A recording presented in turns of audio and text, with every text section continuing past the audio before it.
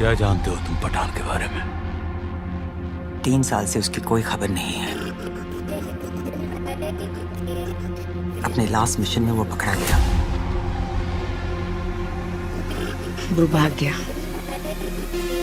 सब उसे ढूंढ रहे हैं।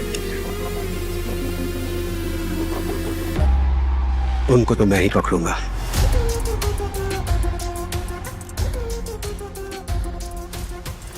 पठान एक ऐतिहासिक ब्लॉकबस्टर साबित हो रही है और इसकी सुपर सफलता ने हमें कई सबक सिखाए हैं। पठान की ब्लॉकबस्टर सफलता ने हमें बहुत सी बातें भी सिखाई हैं।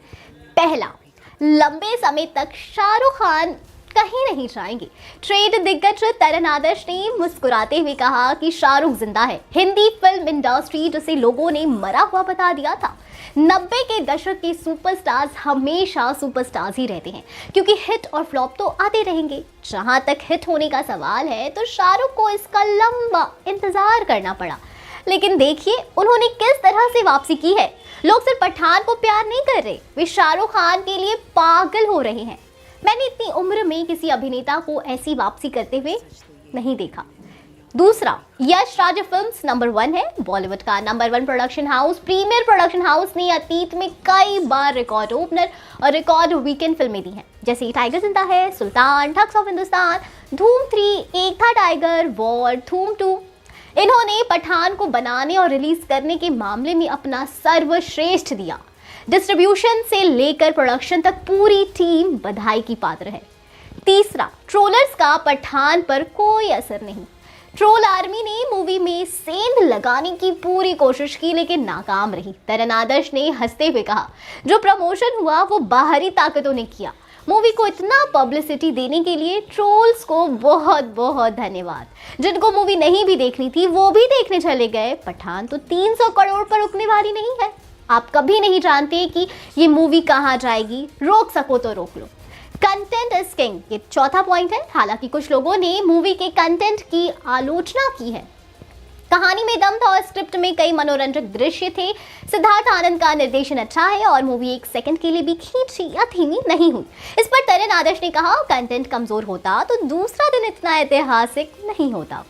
पांचवा, सलमान खान के कैमियो को सही तरीके से जोड़कर प्रभाव डाला गया। तरण आदर्श ने कहा, इस तरह के कैमियो को सही जगह पर इंजेक्ट करने की आवश्यकता है और पठान के निर्माताओं ने सलमान खान का कैमियो करके इसे चालाकी से निभाया।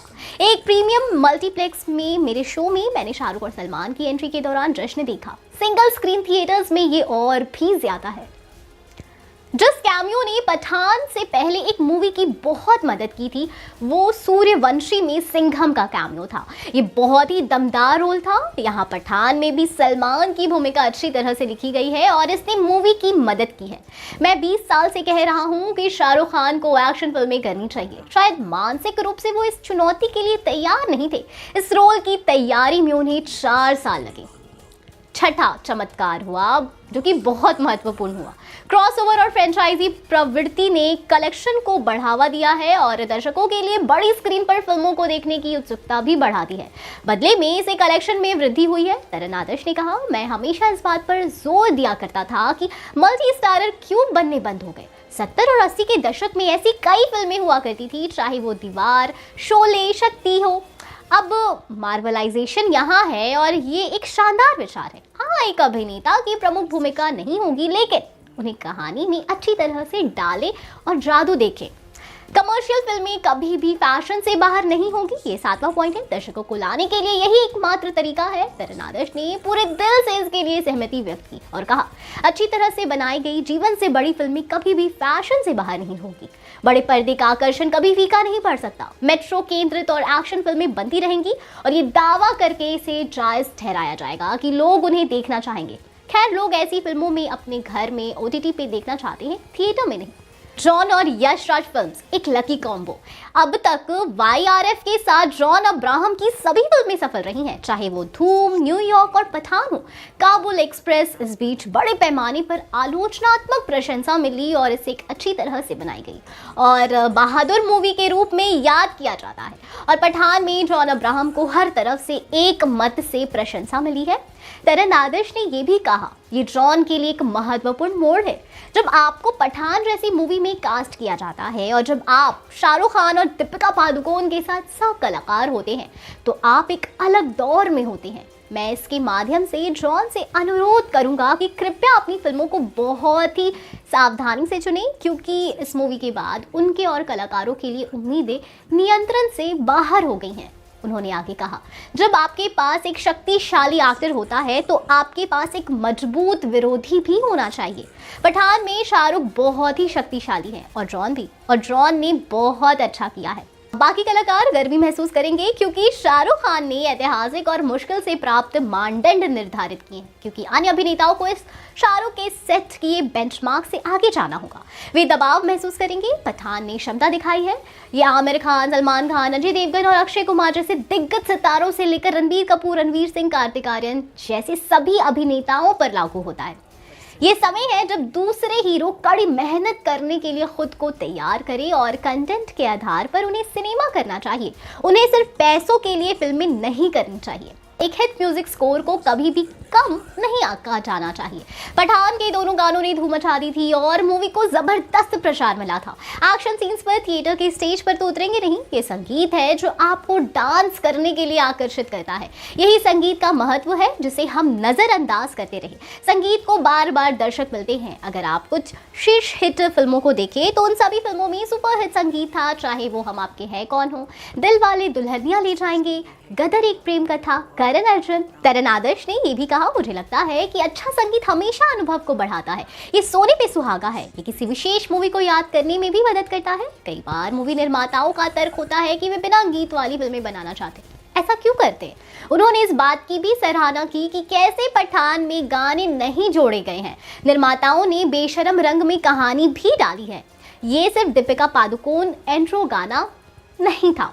शाहरुख के अगले जवान और डंकी को होगा काफी फायदा, क्योंकि आखिरी मूवी का प्रदर्शन आमतौर पर अभिनेता की अगली मूवी को प्रभावित करता है। अगर ये एक हिट मूवी है तो इसमें इजाफा करती है, जबकि एक फ्लॉप मूवी संभावना को नुकसान पहुंचाती है। तरण आदर्श ने भी इस बात पर सहमति जताई कि जवान और डंकी के पास बड़ी ओपनिंग करने के लिए अधिक मौके होंगे। शाहरुख ने केवल बेंचमार्क सेट किया है, इसलिए पठान और उनकी अगली मूवी के बॉक्स ऑफिस के आंकड़ों की तुलना की जाएगी। हालांकि मुझे यकीन है कि जवान और डंकी सही फिल्में हैं और टिकट खिड़की से इसकी अच्छी शुरुआत होगी। साथ ही पठान एक ऐतिहासिक हिट बनकर उभरी है और ये 25 जनवरी को रिलीज हुई थी। दिलचस्प बात यह है कि दीपिका की ये तीसरी हिट मूवी है जो उस दिन रिलीज हुई थी। 10 साल पहले रेस 2 उनके पठान को एक्टर जॉन अब्राहम के साथ, सैफ अली खान, अनिल कपूर और अमीषा पटेल के साथ 25 जनवरी को सिनेमा घरों में आई थी। वर्ष की पहली हिट के रूप में ये 100 करोड़ रुपए एकत्र करने में सफल रही। 2018 में दीपिका पादुकोण ने पद्मावत में काम किया और बहुत सारे नाटक और विवादों के बीच सिनेमा घरों में रिलीज हुई। संजय लीला भंसाली निर्देशित, जिसमें रणवीर सिंह और शाहिद कपूर भी थे। ये रिलीज से पहले धार्मिक भावनाओं को आहत करने का आरोप लगाया गया था। मामला इतना गंभीर हो गया था कि 4 प्रमुख राज्यों में इस पर प्रतिबंध लगा दिया गया। फिर भी इसने इन राज्यों में अविश्वसनीय कलेक्शन किया जहां इसे रिलीज करने की अनुमति नहीं दी गई थी। इसने 302 करोड़ रुपए की कमाई की और अब पठान भी इतिहास रचने की राह पर है। साथ ही दीपिका पादुकोण की अगली मूवी फाइटर भी 25 जनवरी को रिलीज हो रही है। ये 2024 में रिलीज होगी, जिसके लिए वो पठान के निर्देशक सिद्धार्थ आनंद के साथ फिर से काम करेंगी। तो आपको क्या लगता है, पठान की सफलता से आने वाली फिल्मों पर क्या असर होगा? हमें कमेंट सेक्शन में जरूर बताएं। हम फिर मिलेंगे एक नई वीडियो के साथ। तब तक खुश रहें एंड सेफ रहें। Thank you.